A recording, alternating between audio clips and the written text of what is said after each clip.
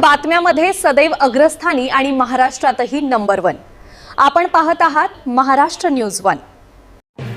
अकोट शहर पोलिसांची कारवाई। गोवंश मांसाची विक्री करणाऱ्या आरोपीला अटक करून 13,000 रुपयांचा मुद्देमाल केला जप्त।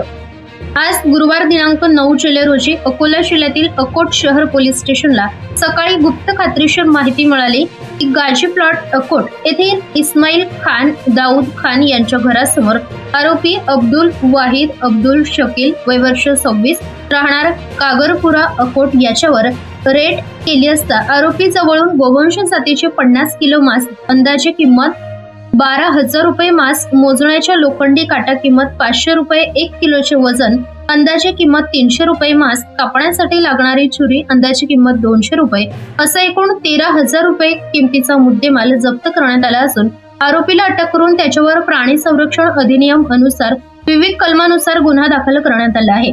सदरची कारवाई माननीय पोलीस अधीक्षक अर्चित चांडक, अप्पर पोलीस अधीक्षक चंद्रकांत रेड्डी, सहाय्यक पोलीस अधीक्षक निखिल पाटील, अकोट शहर पोलीस निरीक्षक किशोर जुनघरे यांच्या मार्गदर्शनाखाली पोलीस उपनिरीक्षक Nilesh Barahate, police head constable Narendra Jadhav यांच्या पथकाने केली असून या कारवाईमुळे अवैध चोरून गोमांस विक्री करण्यात अचानक झालेल्या कारवाईमुळे दहशत निर्माण झाली आहे।